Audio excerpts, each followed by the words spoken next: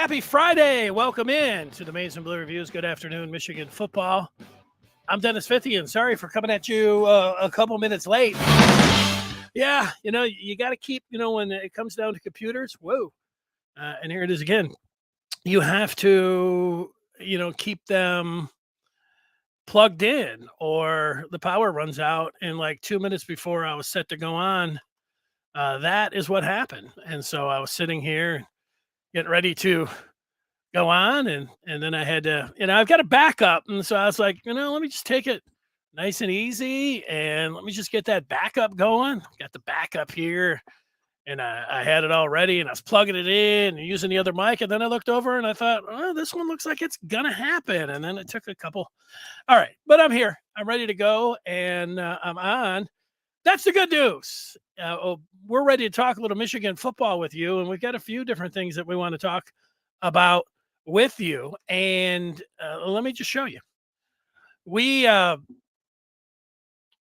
going to get to Ohio State. They rolled out an old bit this week. If you didn't see it online or anywhere else where you get your Ohio State or Michigan news, we've got it for you. And we'll talk a little bit about that. Michigan basketball is in a bind after they lost a player that they looked like they were going to get.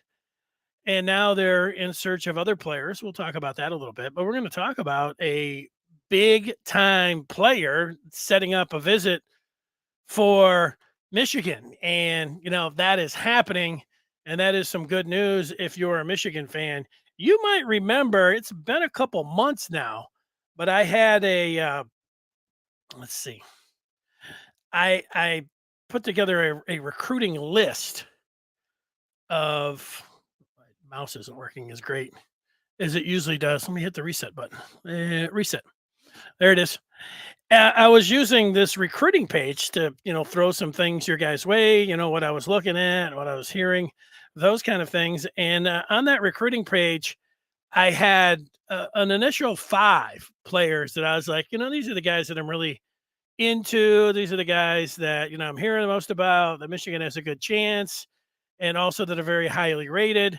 And then along the way, I picked up 3 more. So it was a 50 and 5 plus 3. And I want to go through some of those because this is the 5 at number 5, Justin Scott. And he's the player that is setting up the commitment to Michigan. And we'll give you those exact dates coming up. But Scott's about as good as you're going to get when you talk about 5-star impact, defensive tackle, highly rated, all of that. And he is somebody, and you expect the higher the ranking for the player, the more big time schools are going to be coming after him and all of that. And I just have the Bulldogs on the screen. Look out for Georgia. I remember when I talked with Clint Cosgrove from Rivals last month or so, he said he's very familiar with Scott, seen him play. He said, watch out for Notre Dame. So we'll get to him a little bit more, but some of the other guys that I was looking at just on that list are still in play. And this is one, Aaron Childs. I think if you're a Michigan fan, you feel good about the Wolverines' chances with Childs. They had him in for a visit back in March, and then he put out a favorite list of like 8 to 12 schools. He whittled it down to 4 with Michigan and Maryland. Maybe it was just 3, Michigan, Maryland, and Florida. I think it was 3. And then Michigan is getting another visit coming up in June. And I don't think anybody would be surprised. In fact, I think a lot of people are expecting that Childs, when he comes in June, is going to accept the challenge at that point. So that's something to keep an eye on. The other 3 on my list, Brady Prieskorn, he has since committed. And recently, he was in Ann Arbor back on March 17th. Remember, he had that photo with all the guys in there, and Prieskorn is in, and so are the other 2 that I had on this list. Jordan Marshall, the running back out of Cincinnati, he committed, and then of course Jaden Davis He was number one on that list, and he's the QB right now. The plus three that I had, Michigan is still, I think, looking good. I don't know about they're looking great, not looking bad. They're looking good. I still think that there's a real good chance that Michigan could land these plus threes. Imarian Stewart, a wide receiver out of Bolingbrook, Illinois. That is a name that should be familiar if you're watching and following Michigan recruiting. It is. Uh, he likes Michigan. Michigan likes him. Maybe it's just a matter of time when it comes down to Stewart. It's always felt to me like he's going to be involved with the Maize and Blue. Brian Robinson. Brian Robinson, at one point, everybody thought this was just, a matter of time before he was going to join up with Michigan. And then it looked like, oh, wait a second, maybe not. But now it's looking better. It went up, then it went down. Now it seems like it's kind of back up for Robinson. Of course, he's out of Youngstown, Ohio. And so you like to get good players from the state of Ohio. And the other thing about Youngstown is that Steve Klinkscale, Michigan's co-defensive coordinator, that's his neck of the woods. That's his hometown. And so if there's a Maize and Blue angle or chance, Klink is going to be playing it, and Michigan's got the man on the job. And I still think that I'll make the pick right now that he'll end up being with Michigan, and good news there for the Wolverines. Now the other one that was on the plus three, he's in, and that is Blake Frazier. I had put together my own forecast for Frazier to get that one correct, and Andres liked it, and it ended up happening. So that was the good news when it came down to Blake Frazier. So Scott is coming in.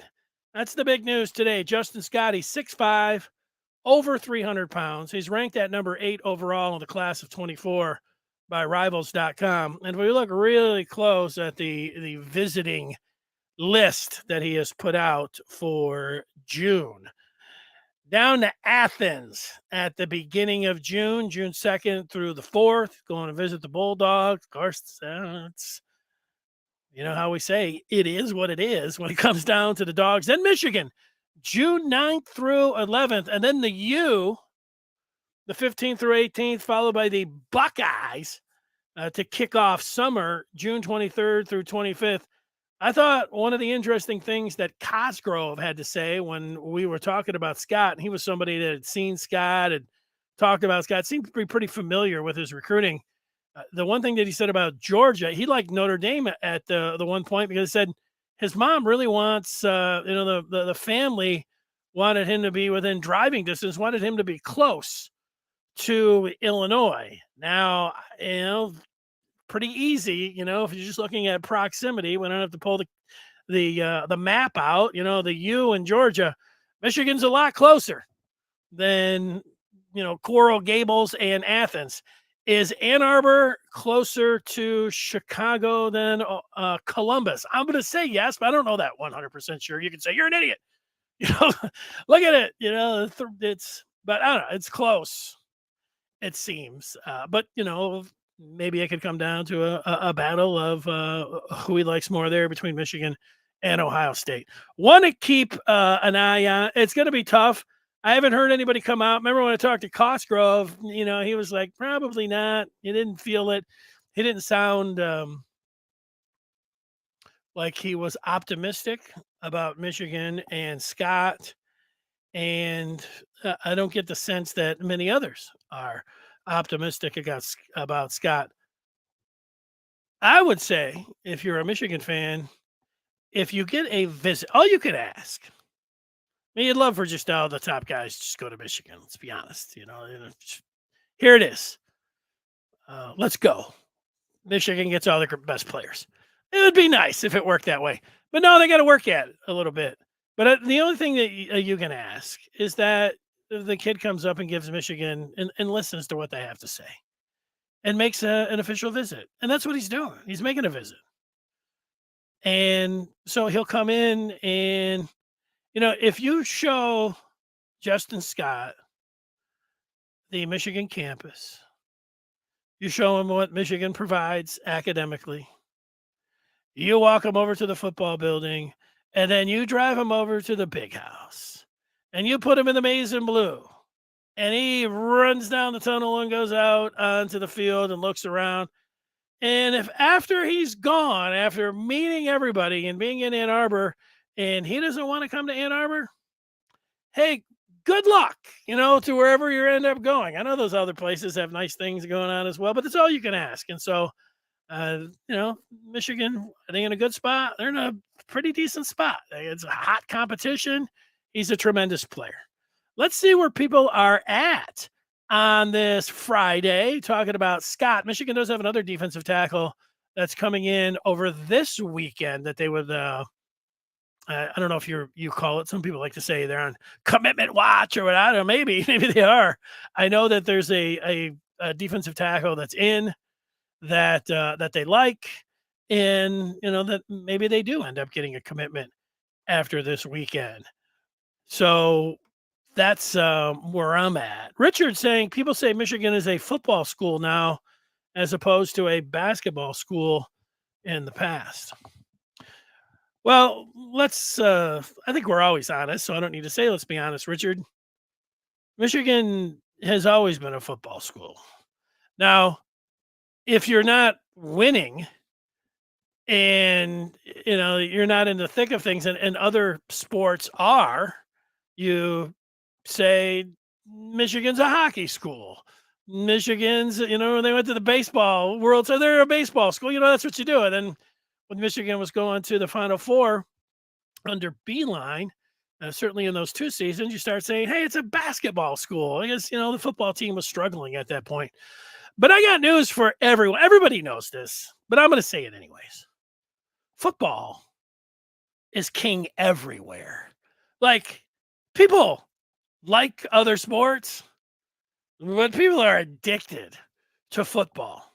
I don't have the numbers in front of me, but it's something like this. If you took the top 100 viewed shows over the last 10 years, 90% of everything that you could watch is football. All the Super Bowls, all the championship games, other selected games. It is all football. Now, a lot of that nationally is professional football. Professional football is, not around this area, not around, obviously, the college campuses, not on the Maize and Blue Review. But, football in general. And, there's no comparison. You can take all of the other sports and put them together, and they don't even come close to, not even half of the interest in what football has going. So you might not always have success in it, and that kind of thing. But at a place like Michigan, what they have going, and now where it's at, Richard, and it is. That's why we do a show all the time. People love. They can't get enough. I can't get enough of talking. I can sit around talking every day about Michigan football. Victor likes Childs.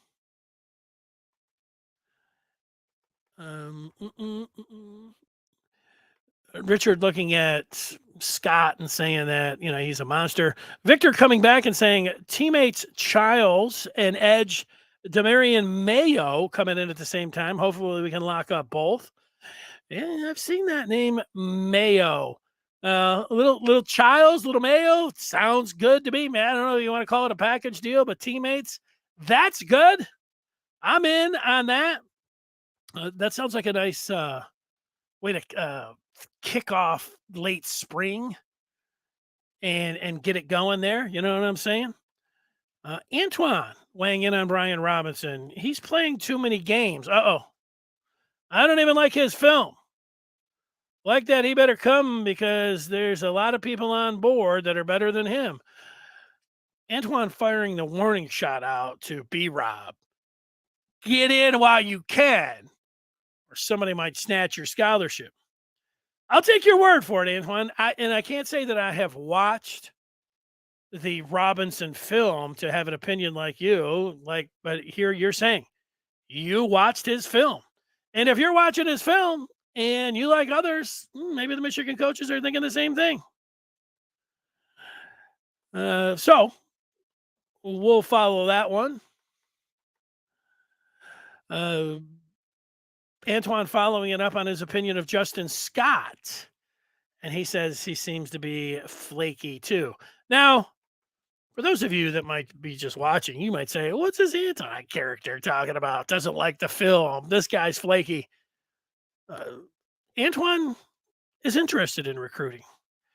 And Antoine is like a friend of mine who went to Michigan that I talk with, and I talk recruiting with him every once in a while. And my friend sounds a lot like Antoine. If they're messing around and they don't want to come, screw 'em. You want to come to Michigan? Come on in. But you playing around and everything else, forget it. Now, I'm more lenient, much more forgiving for all of that.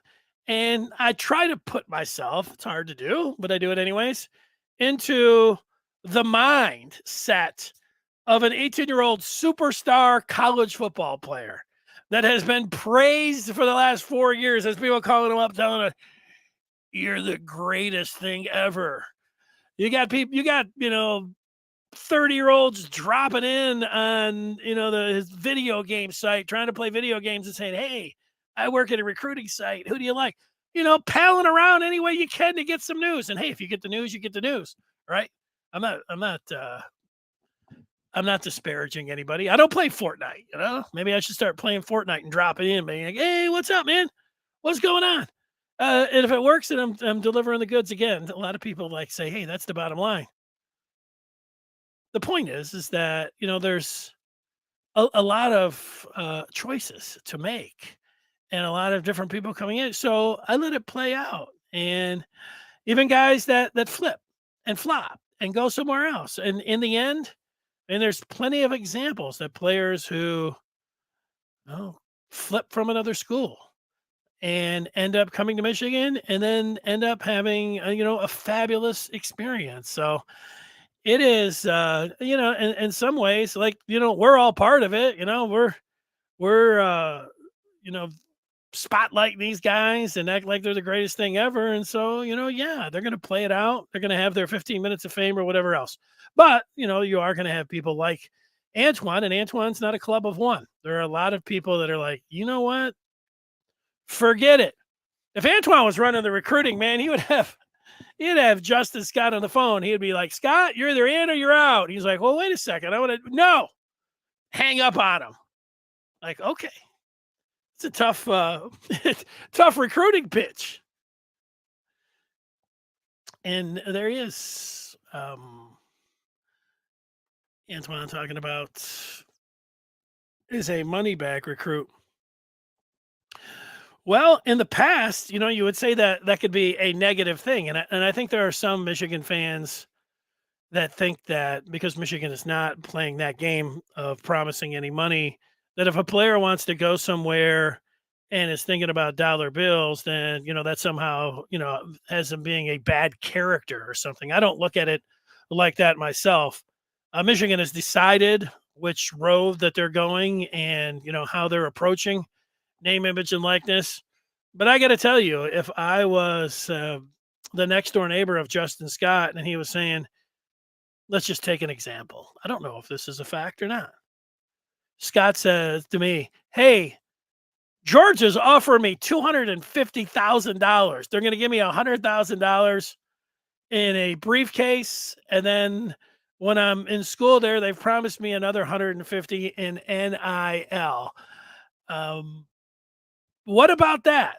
And I'd say, well, what's Michigan promising you? Michigan's promising me a great education and a chance to compete and get on the field with the maize and blue. I'd say, hey, that can be a tough decision. That can be a tough decision. And there's a lot of schools that are offering, the Georgia kind of money. That didn't make somebody a bad kid. Did it make him? I don't even think before NLI. I know it gets into a little more of a seedier situation when I mentioned, like, cases of cash and everything. I didn't hold it against the kids then. When the coaches are making millions of dollars and the schools are making, damn near $1 billion, collectively they are making $1 billion. A kid getting, 20, 30, $100,000, I think they deserve it. So go ahead. And the NCAA isn't doing anything about it. And all of the schools, seemingly, almost all of them, let's say it, it's not a dirty little secret. We talk about it all the time. It's become a situation where we talk about it so much and we know it's going on that people don't. It's kind of like everybody knows it. It sure does seem to me very comparable to driving on the expressway and going 70 and a 65. You might be a stickler, which is fine. You don't want to go over the speed limit. You want to drive 65 in that middle lane, which is, you're a fine citizen.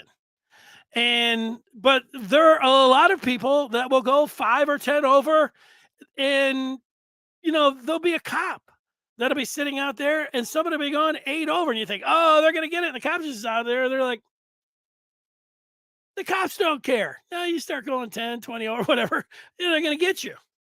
My point is that if everybody's going 75 and a 65 and nobody's getting pulled over and the cops are standing there with a coffee and their radar gun and they're like, meh, meh, meh.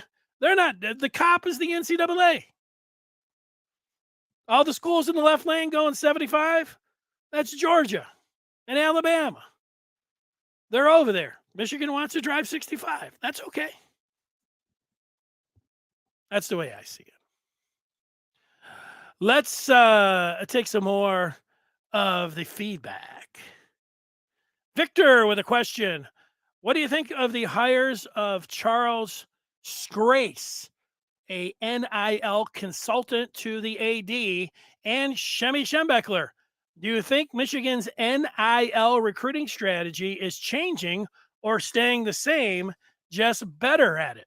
Well, I'll give you my opinion. Scrace has got a background where in business, and he's had some success. He's not just somebody that's wet behind the ears that they're putting into a spot. He's got ideas and getting how you can do things above board and to have the kids profit, specifically the football players, to be able to get the 5 stars. I think we are all for it. But yeah, he'll have some ideas and how to get that money to the players. And maybe they just have the ideas of how, if I'm sitting in a room with a kid and he says, this school has promised me $250,000 the day after, and the only thing I have to do is show up at a car dealership once every other month and sign a few autographs. What are you offering? Well, enter Charles Scrace. And he can say, after a year, look at some of the players and what they've been able to do. $90,000 truck. Now, that's not immediately. Like the whole hill that Michigan is on is that they are not promising a package of money the day you arrive. You're going to have to earn it afterwards by yourself. They'll give you all the connections. They'll walk you right up to the water, but you have to drink it. Maybe there's a way, with the way that Scrace will talk to them, that these guys will be able to put the money in the pocket in the athletes quicker, and they're able to get around where they don't feel like Michigan's cheating or being like everyone else.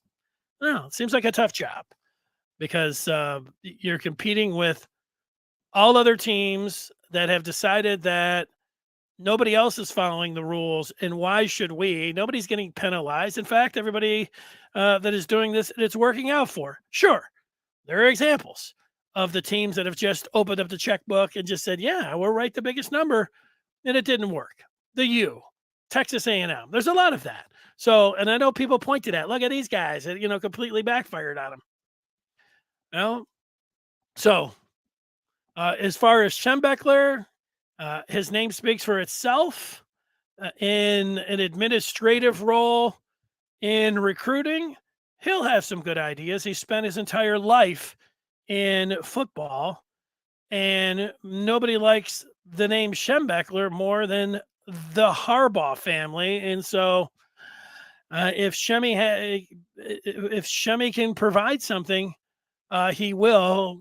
I've never met anyone who likes Michigan or speaks as enthusiastically about the Wolverines as Shemi Schembechler. So there you go. Okay. Andres is saying, good point. So let's read the good point from AJ. Everybody wants some type of money. I get it, but there's a way that you operate.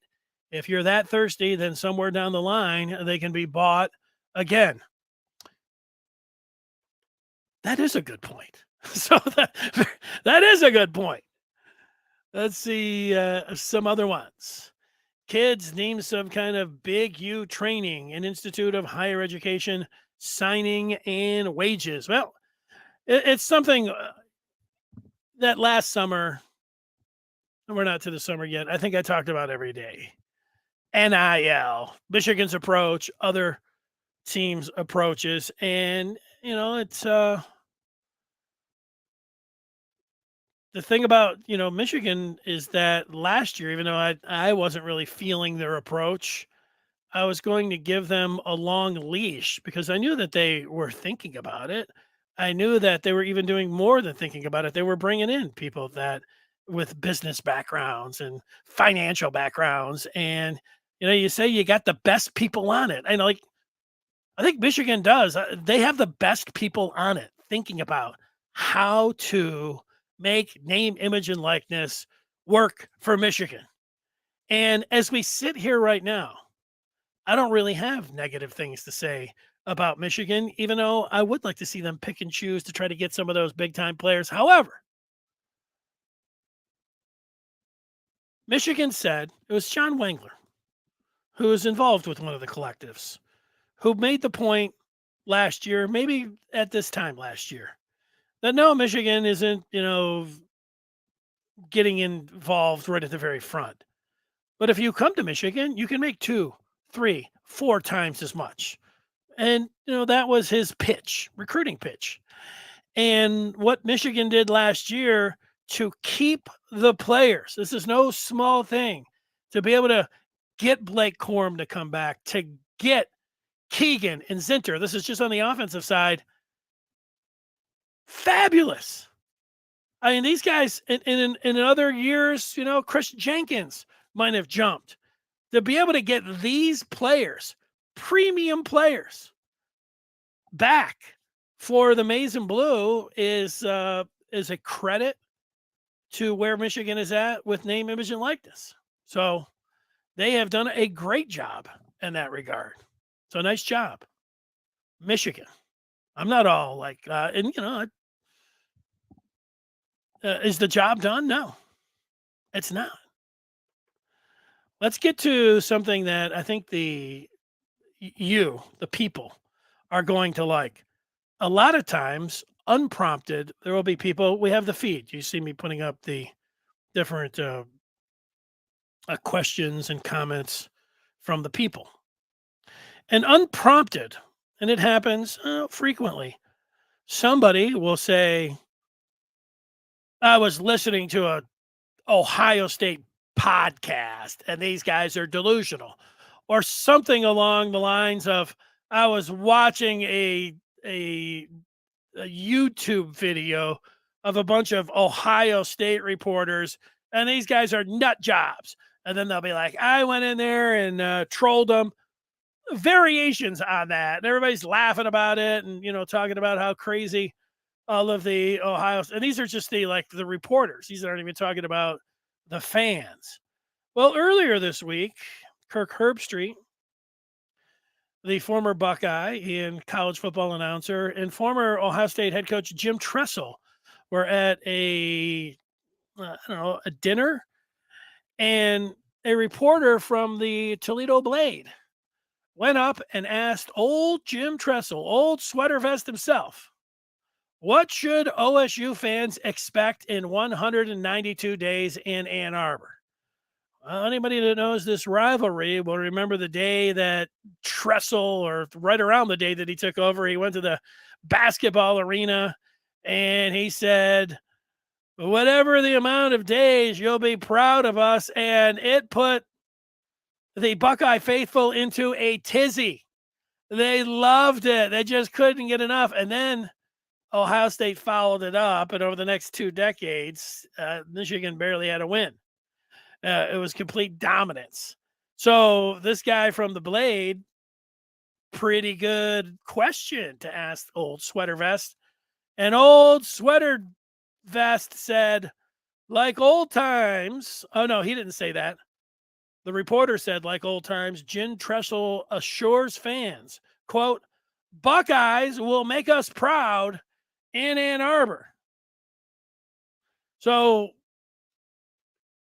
Tressel digging into his old bag of tricks. Ohio State going back to, 20 years ago, 20 some odd years ago, and going with the old coach's line about they'll make us proud. And there's a part about it, when you think about it, it was always a good line, because he didn't say, I guarantee we're going up to kick their ass. No, in fact, he didn't guarantee a win. He just said that they'll be proud. You'll be proud. Now, you could look at that as a Michigan fan and say, hey, you know what? They'll score more than 3 points in the second half. They won't lose, by 20 points like they did this past season, more than 20 points.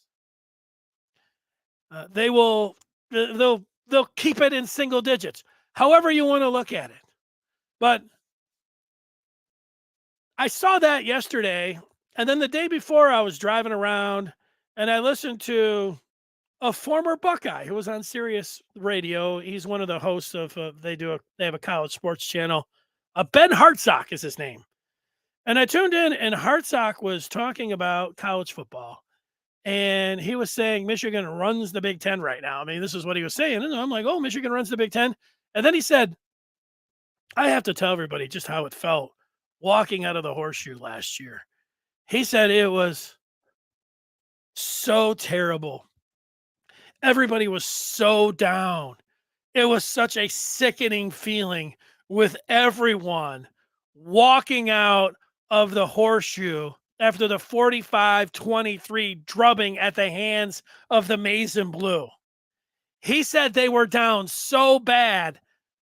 He said he couldn't imagine what this offseason would have been like if they wouldn't have backed into the playoffs, because they backed in, obviously, as we know, and were a shank away from likely winning the national championship. So, yeah, they were down so bad, but here's a reprieve, and then they got into, and then they damn near won the college football playoff, which gave them a different feeling about the Michigan game.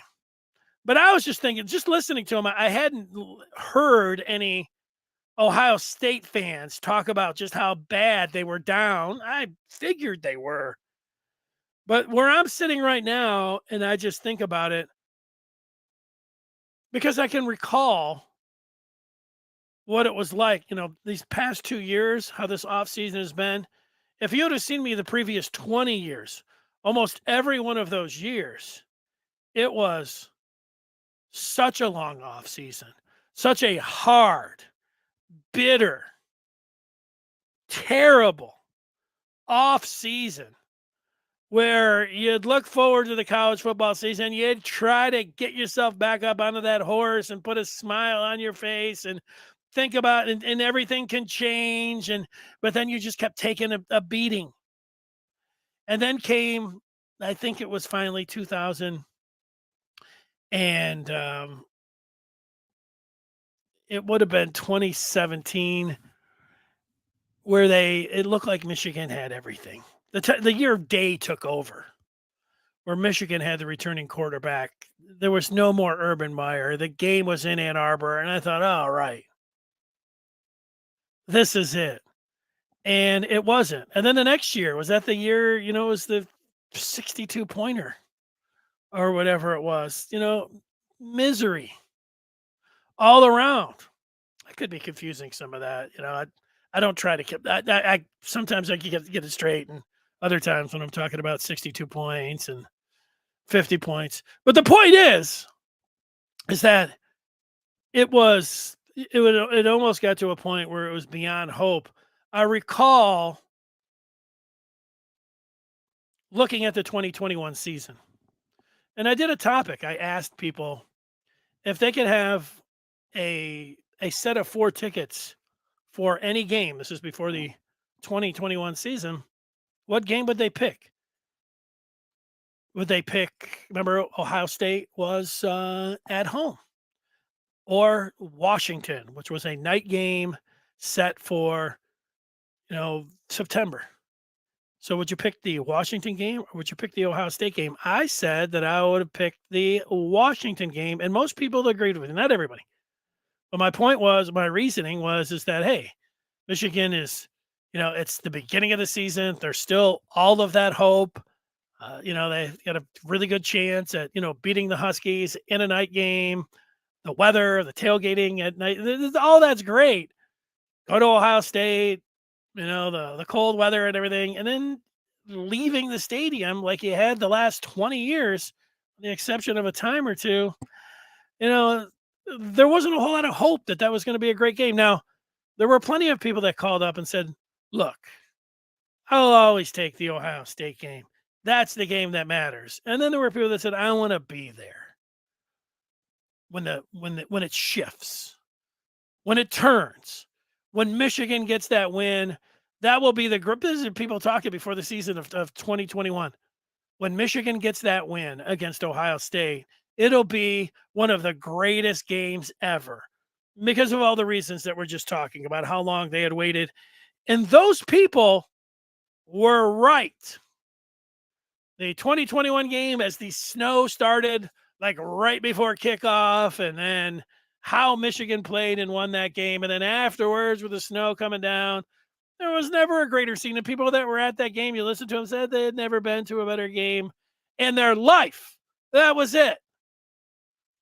Then Michigan followed it up last year and did it again, which, you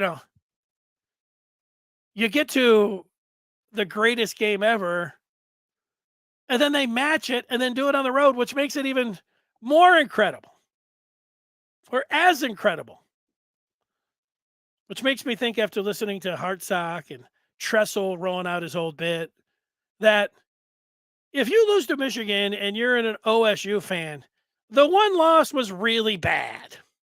Come on. I'm sure they were able to justify it after the 20 years of dominance that, okay, they knew they were going to lose one at some point, as bad as it was. But then last year, listening to the former player talk about just how unbearable it was to put one foot in front of the other after losing to Michigan for 2 years in a row. Michigan comes back and does it this year. It's going to break them. It's going to break those Ohio State fans. They won't be able to handle it.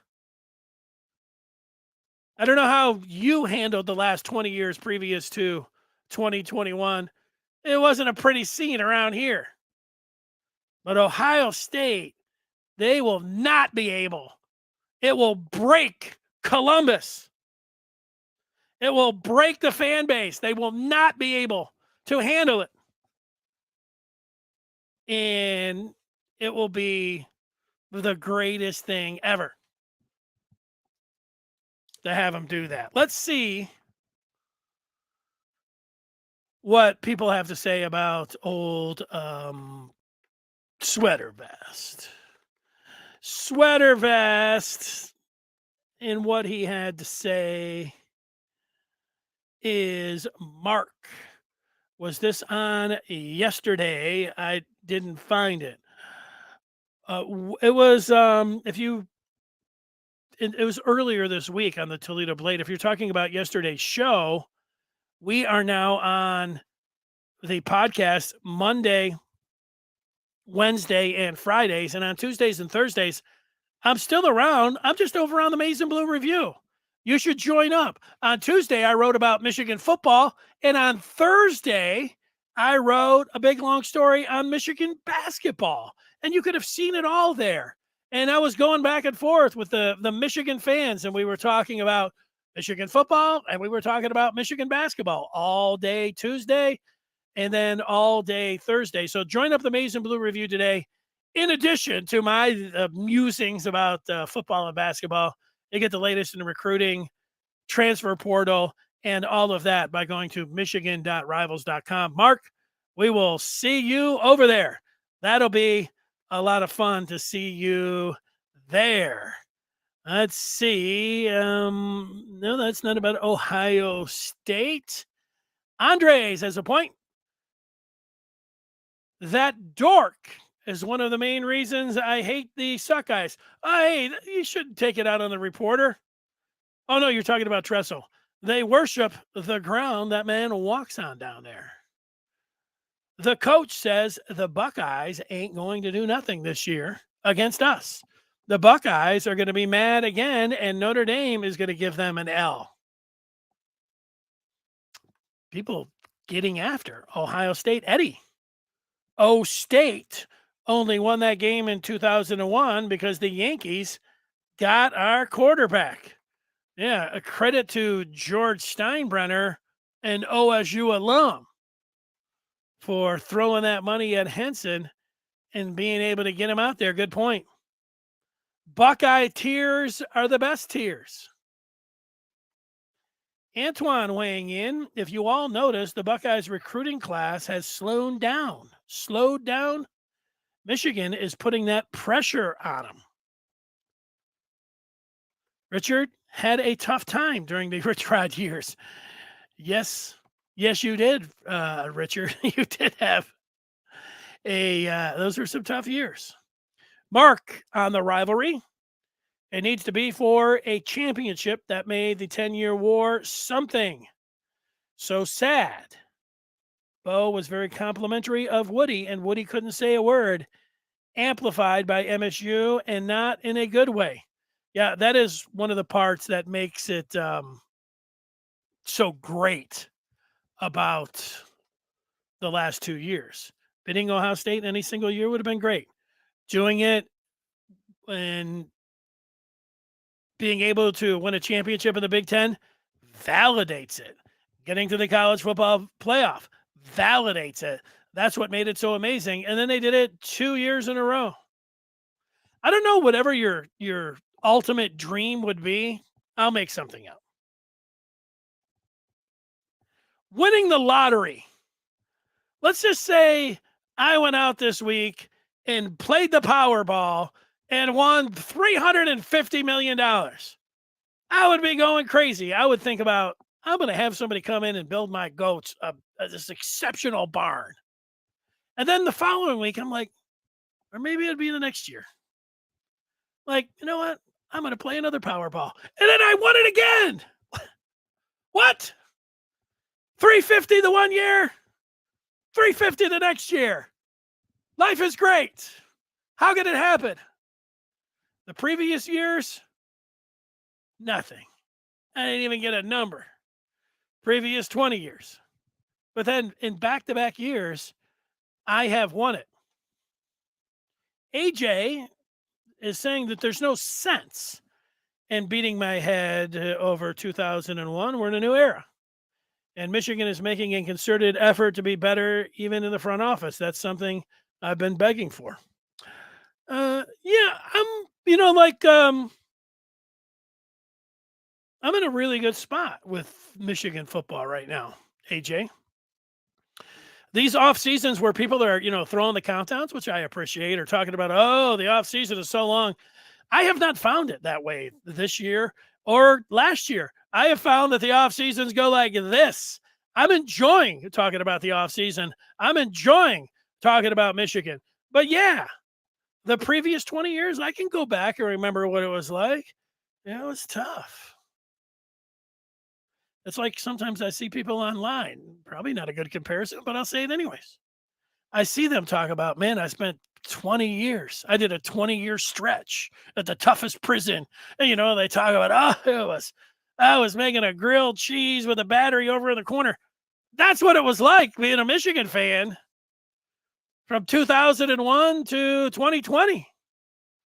Yeah, the commissary was good sometimes, but, in the end, I was stuck behind bars. That was a stretch from all stretches. I never want to go back to that spot. But yeah, right now, I've done this in the past. I have put my Michigan approval rating of the football program on a scale from 1 to 100, with 1 being completely fed up and ready to, leave the team and not be a fan, or 100 should be the ultimate. And I've got Michigan in the 90s.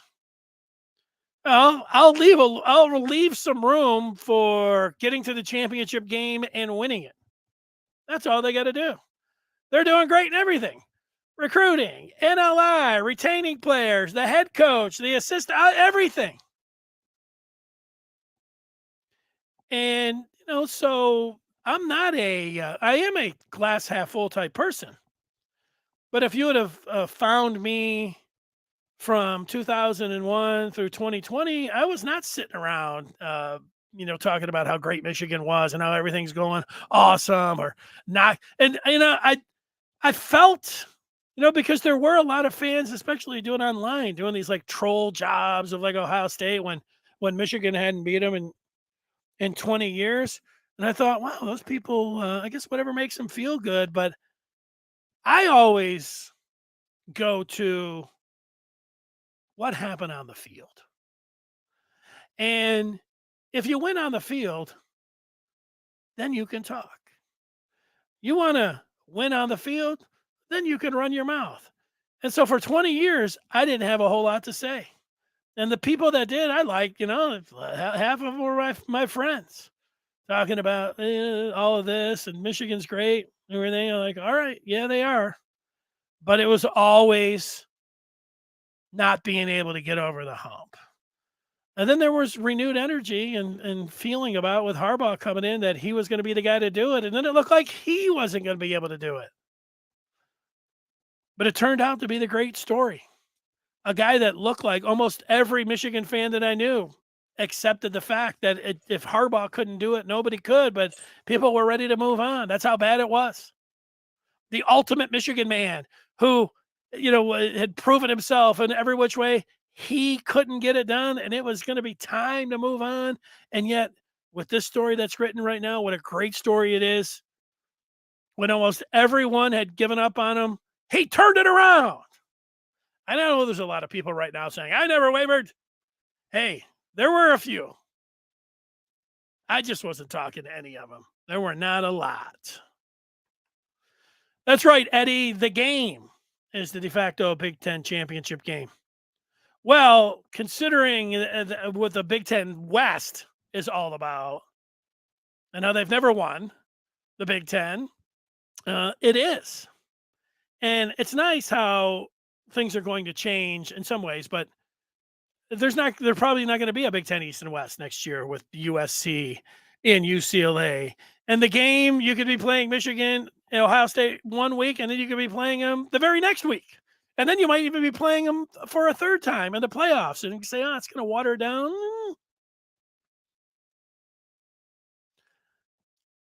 Maybe a little bit. You might feel like if you go in and both teams are assured of getting a playoff spot and you're playing for seeding, you might not have the just absolute fever pitch of it being like, this is for everything, but it's still going to be way up there. Look at it this year. Down there in Columbus. I heard Hartsock talk about just how bad it was, and yet they got back in and had a chance to win the championship. And what if Michigan, who won the game, and it was the sweetest tasting, one of the sweetest tasting victories ever. If Michigan would have, and they should have beat TCU, and then somehow Ohio State doesn't shank that field goal. It was close. Now looking back, maybe it wasn't all that close, but Ohio State was close. Ohio State was closer to beating Georgia than Michigan was beating TCU, which is crazy, but it would have been great for a national championship. That's my point on that. Richard says the Buckeyes are already broken.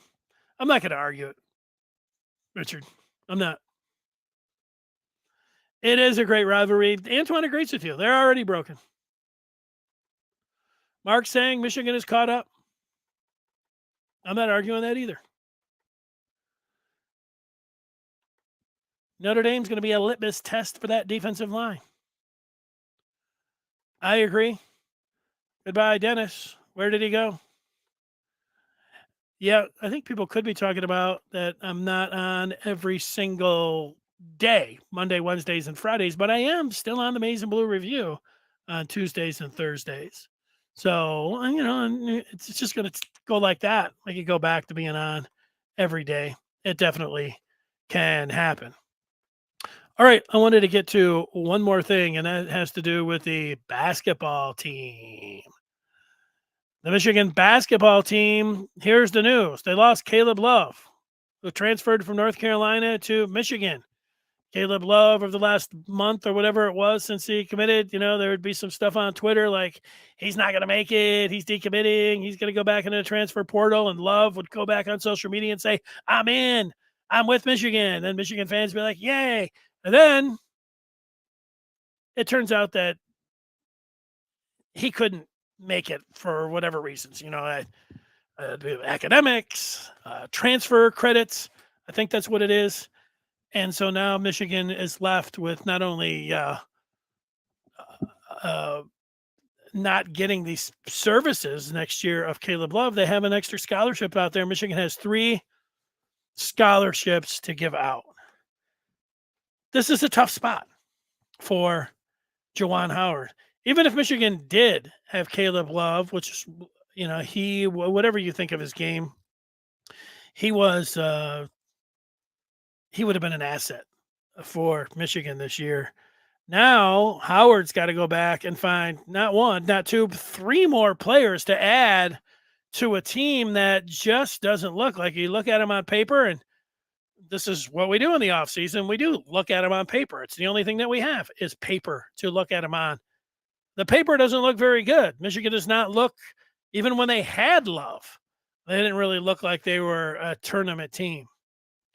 Now without Love, and we don't know what kind of players they're going to get, what kind of grad transfers they're going to be able to pick up transfers, however you want to put it, that, it's more likely than not that Michigan is going to be left on the outside looking in to the NCAA tournament. Now, maybe Juwan Howard will be able to, put these players together and they will coalesce into something and play as a team and play hard and surprise everybody. That's what everyone will be hoping for. But we will look at it on paper, and there won't be anybody that's picking them to do that. And then there will be a lot of people, if you miss once, there are already some people saying that, that. But if they miss twice, there'll be a lot of people saying, let's go. Let's move on. And that might not be so unreasonable. Now, the people that are saying, hey, you got to get real. Michigan should have had Terrence Shannon last year. They should have had Caleb Love this year if it wasn't for the, stupid admissions policy. I say stupid. Like, Michigan has an admissions policy for transfer credits. And, you speak to Michigan alums, they don't necessarily want to finesse or lower the standard there because it could in their mind cheapen their Michigan degree. I understand that. I get that point. I also get the point, if you want to be competitive in basketball, you've got to adjust some things if you want to play big boy basketball. It's the same type of thinking with name, image, and likeness. And even more teams pay upfront money in basketball than they do in football. So that is my point. It's like, it's fine to stand on a hill and say, no, we're not going to be paying any money, even though seemingly everybody else is. Nope. No, we're not going to adjust our transfer credits for sports. That's not going to be us. All right. But it's going to make things, it is making things, it is difficult. It's making things difficult. And then if you're the football program and you're winning, getting if you're a grad transfer and you play football, you look at Michigan and you're like, ooh, Michigan beating Ohio State, going to the college football playoffs, putting guys in the NFL. I want to go there. If you're a grad transfer and look at Michigan basketball, you say, ooh, probably not. So it's like we say, or I say, the transfer portal's pretty nice if you've got a good team. People want to jump in if you got something good going. If you don't, sure, there'll be some guys, guys are looking for playing time and to prove themselves. It just makes it a lot tougher. Makes it really difficult. And that's where we're at with Michigan basketball on Friday, May the 19th. Couple questions on basketball. Let's see. Victor is asking about how long of a leash are we giving Juwan? Basketball, NIL seems to be pretty well behind football, which in large part is not his fault, but still the roster construction has created quite a mess. Well, I don't know how long of a leash you're going to give. Like I said, I think that if Michigan doesn't make the tournament this year, I think there will be a lot of people that will be calling for Juwan Howard to be removed. And they might have a point. I'll look at this team when they're put together is how they play on the floor. The funny part is this last year's team had so many games that they were in down at the stretch, and if they could have made some plays, they would have been in the NCAA tournament. And it was looked at as a negative thing. It's like, yeah, they could stay in games, but then they couldn't win them. It's like, okay, what team isn't like that? Most teams are. But this particular team, which doesn't look like they're going to be a tournament team, if they can hang in there against the big dogs, maybe pull an upset or two, and they don't get into the tournament, I would say that I could see Juwan Howard, getting then an additional year. I don't think I'm going to watch and see how that plays out. They're getting wiped off the floor, and it just doesn't look like they. I'm not automatically saying, oh well, NIL's real tough, and so's that transfer portal. Let's just run it back. No. And another factor is when it comes to Michigan is that the basketball fans are pretty fickle to begin with. There was a time for the Detroit Pistons. There's about 6 years in there from, I don't know, 2003 to 2009 that the Palace of Auburn Hills was the hottest ticket in town. It was the loudest building. It was so fun going there. Everybody dressed up. It was a great night. It was the hottest ticket in town. It was the greatest event. And then for like a decade, who cares about going there? Somebody give you some tickets, sure. But nobody, cared about that. That's what it's like. People like a winner. That's not news. But with Michigan basketball, sometimes even when they have a winner and it's a little bit cold outside or you need a babysitter and people be like, I'm not going to go to the game. It can be it's tough for people that really like Michigan basketball.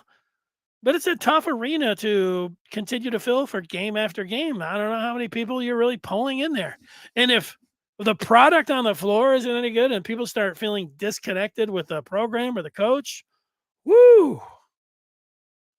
I've been in that place when they had some coaches and some teams that people, you start playing, you start hearing the band play the victors and you kind of look around and it's kind of like, whoa.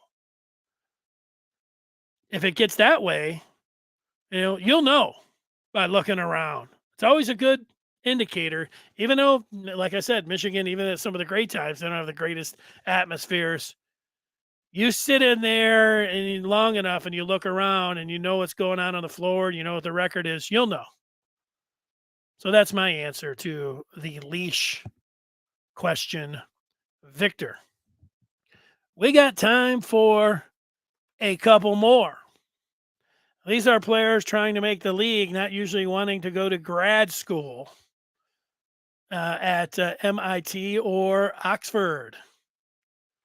Andres is already talking about the coach being at the end of the leash.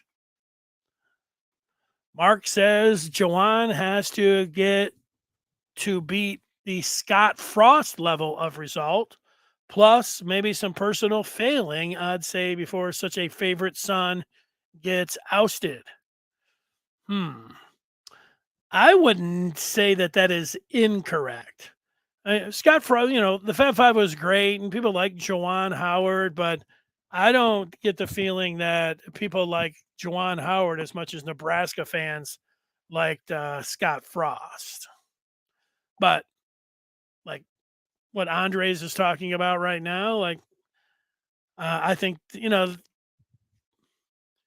it's always a weird thing, like saying, "Well, what if they don't make the tournament?" Well, if they don't make the tournament, I think that there could be a move. I don't want that to happen. I'm not sitting here saying 100%. Well, it doesn't matter. This team comes out there next year and they don't play well, and Juwan Howard deserves because he cried the day that he got the job, and he loves Michigan so much. No, not some lifetime appointment type deal. I'm not. No, I'm not like you lose a game, get this guy out. That's not me.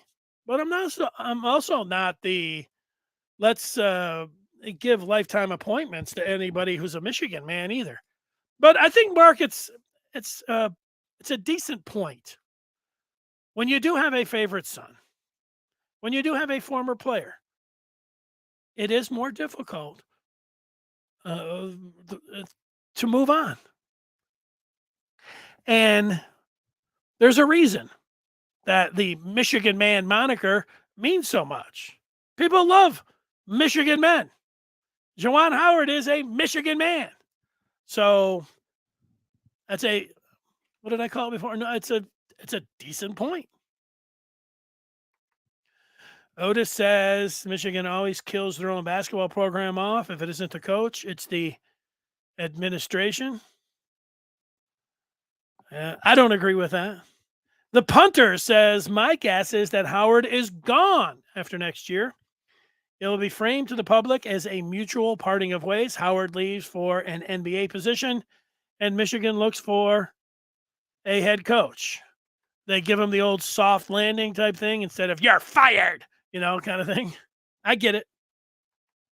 And I think Mark coming back to make the point again, granted, you get the idea. It's hard to dump a legacy. It is hard. Otis making that point that the admission ran off Shannon Jr. Now it's love, and it's made me see the light. Michigan may need a college basketball coach rather than a pro one. Well, again, that gets back to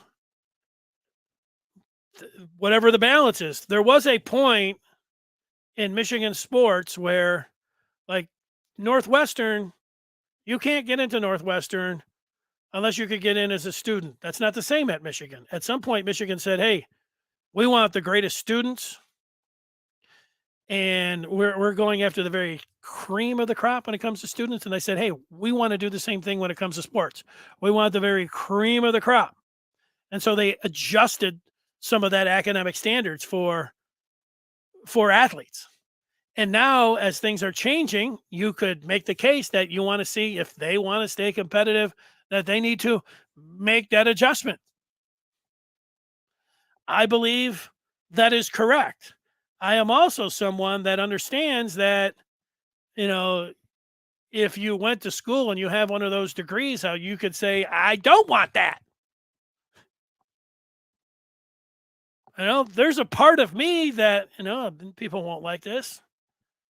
I don't even think the players should have to go to school. Just let them come in and play sports. Now, I know you don't like that. And I know people that value the college experience and, a Michigan degree. They'll be like, what is this guy? It's just my thought. But there's a part about How good do you want the basketball team to be? And there's a lot of people that'll say, with football doing good right now, they'd be like, the hell with basketball. They don't care about that. There's a lot of people. Basketball, schmasketball. They don't care. Football. I want to be competitive in football. Basketball's fine, but it's not holding a candle. So there's a lot of things that you have to work against. People, it was Otis talking about the administration. You've got alums who, they guard the gates of the academics. I can understand that. I don't, you know, I get that being the gatekeeper of academics. If you went to Michigan's, if you have a Michigan degree, I can understand that. And so then there's going to be the other side of people that are like, football. Those are two tough things that run the university. Academics, football. So other things that get in there, you have a hard time, to say the least. I want everyone out there to have a great weekend. Okay. Thanks so much for watching. And join up with Amazing Blue Review. Over the weekend, I'm going to spend the majority of my day watching golf and hitting golf balls. And then late tonight, I'm going to watch basketball. That's my plan for the day. Watch golf, play golf, watch basketball. That sounds a lot of fun. But in between, I'll be jumping into the Amazing Blue Review and talking a little Michigan. And I'll be doing the same thing over the weekend. So we'll see you over there. Michigan.rivals.com.